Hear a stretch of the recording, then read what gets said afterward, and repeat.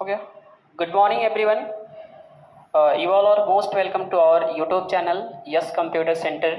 जी हाँ दोस्तों, आप यस कंप्यूटर सेंटर चैनल कोराओं के नाम से सर्च कर सकते हैं मेरा चैनल, ठीक है। चलिए नेक्स्ट रूल हम लोग पढ़ते हैं रियल अकाउंट। इसके पहले हम लोगों ने पर्सनल अकाउंट पढ़ चुका है और अब एक नया रूल स्टार्ट कर रहे हैं हम लोग, रियल अकाउंट। पहले रियल अकाउंट का इंट्रोडक्शन देख लें हम लोग, रियल अकाउंट होता क्या है। तो इसमें हम लोग बोलेंगे if in any business, if in any business transactions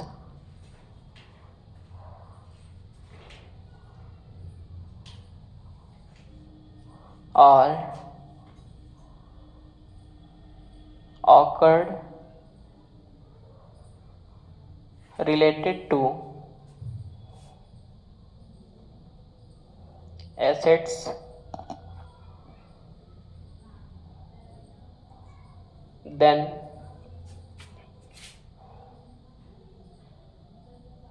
we use a real account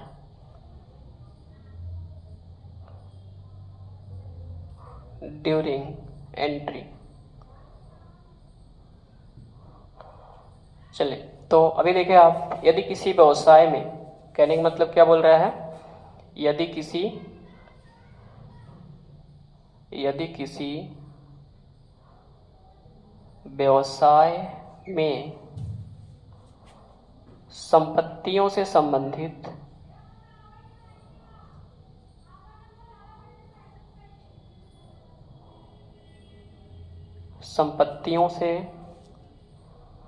संबंधित लेन देन होता है तो प्रविष्टि के दौरान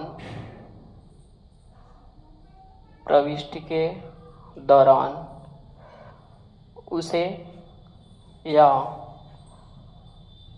उसके नाम को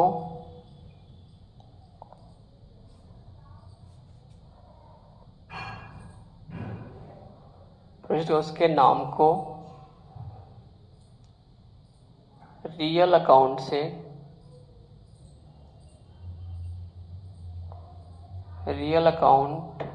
के नियम से DR या CR किया जाता है।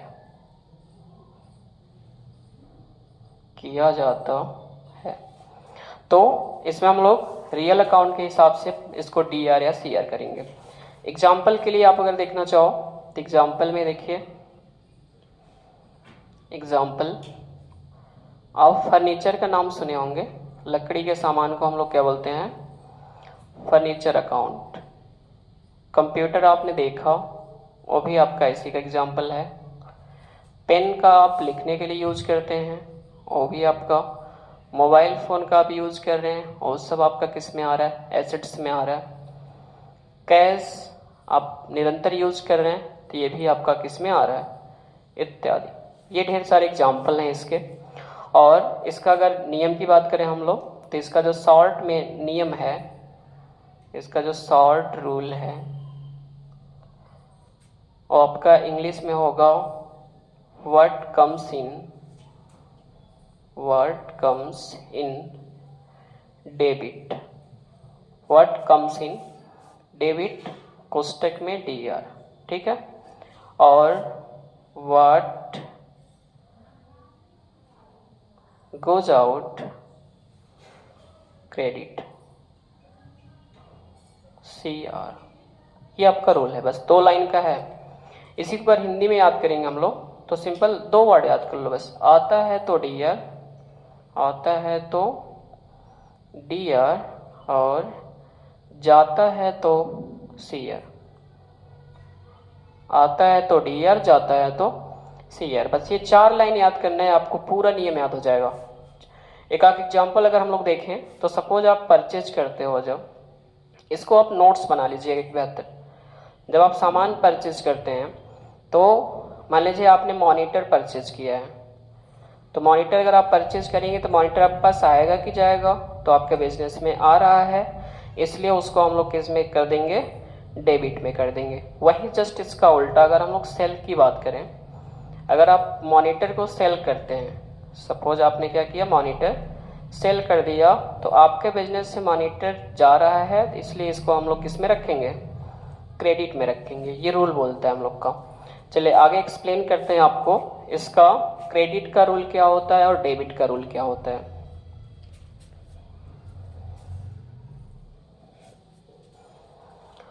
चलिए अभी हम लोगों ने रियल अकाउंट का शॉर्ट में देख लिया। यदि कोई संपत्ति आता है तो उसको डेबिट में दर्शाया जाता है, और संपत्ति आपके बिजनेस से जा रही है तो उसको आप किस में दिखाएंगे, क्रेडिट में। उसको अगर हम लोग लिखना चाहें विस्तृत में तो कैसे लिखेंगे, तो सबसे पहला रूल मैं लिखने जा रहा हूं डेबिट रूल। आप लोग भी मेरे साथ लिख लिया करिए, डेबिट रूल। चलिए डेबिट रूल क्या बोल रहा है, if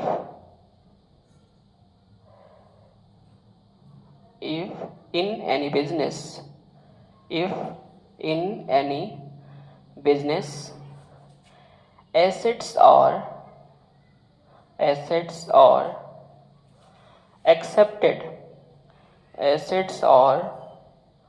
accepted, then those assets are shown और एक्सप्रेस्ड बोल सकते हैं हम लोग, shown in debit DR during entry। बस छोटी सी लाइन आपको याद करनी है। यदि किसी बिजनेस में एसेट जो एक्सेप्ट किए जाते हैं तो उसको हम लोग किस में दिखाएंगे, डेबिट में दिखाया जाएगा। ठीक है, इसी को हम लोग लिखें अगर हिंदी में, देखो यार हिंदी बहुत कठिन है, आप इंग्लिश में पढ़ लेंगे तो बहुत आसानी से पढ़ लेंगे। यदि किसी व्यवसाय में संपत्ति आता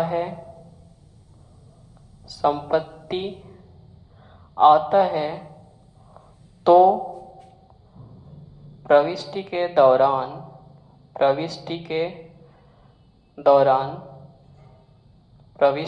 दौरान उसके नाम को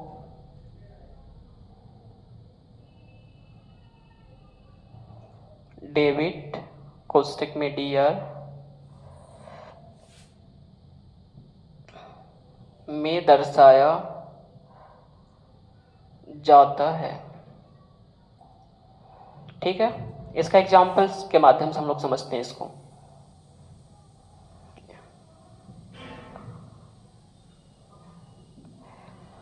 देखिए एग्जाम्पल आप सामने दो लिखते हैं। सबसे पहले तो अभी आपका बैंक वाला मैं लिखा था, वही एक सेम क्वेश्चन मैं उठा ले रहा हूं।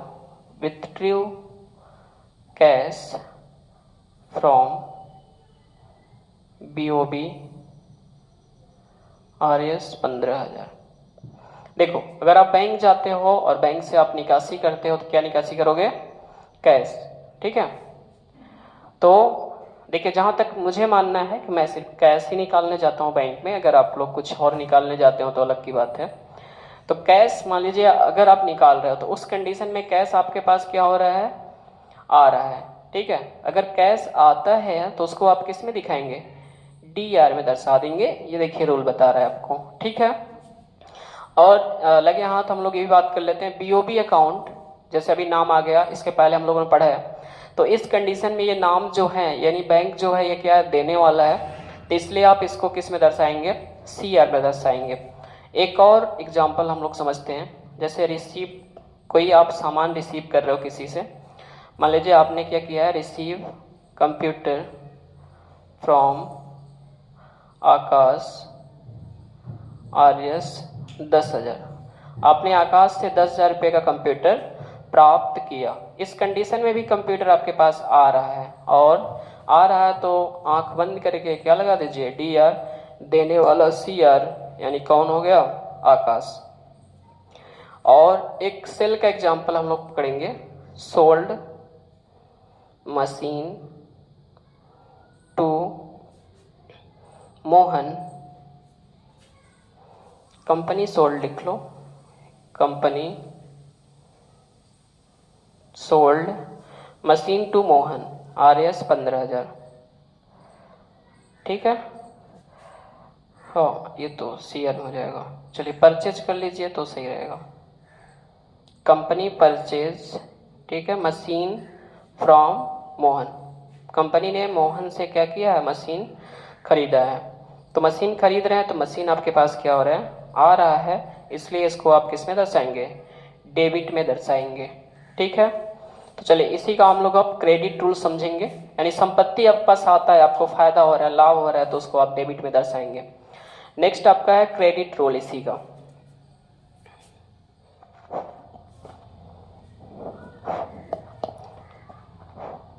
चलिए क्रेडिट रूल देखते हैं हम लोग। इसके पहले हम लोगों ने डेबिट रूल समझ लिया कि संपत्ति आता है बिजनेस में तो उसको डेबिट दर्शाते हैं। अब इसमें क्या बोला जा रहा है, देखिए क्रेडिट रूल में, इफ एनी एसेट, कोई संपत्ति, ठीक है, क्रेडिट रूल है आपका, इफ एनी एसेट, ठीक है, गोज आउट, जाता है, फ्रॉम योर बिजनेस, आपके बिजनेस से अगर जाता है तो वो एसेट्स जो हैं कहाँ दर्शाए जाते हैं, क्रेडिट में दर्शाया जाता है ड्यूरिंग एंट्री। इसकी नोट्स आप बना लीजिएगा।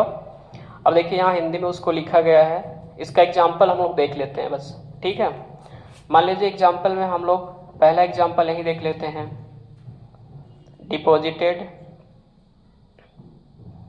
Cash into SBI RS 15,000। ठीक है, कैश जमा कर रहे हो आप, डिपॉजिट कर रहे हो, यानी कि आपके पास से जमा करने समय कैश क्या होगा, आपके पास से जाएगा, और यदि जा रहा है तो उसको आप किस में दर्शा देंगे, CR में। ये लेने वाले हो गए, तो पर्सनल अकाउंट हम लोग पहले पढ़ चुके हैं, ये डेबिट में जाएगा। ठीक है, और दूसरा एक एग्जांपल और उठा लो, paid cash to Mohan RS 10,000। Mohan को कैश पे किया गया है, कितना, 10,000 रुपये।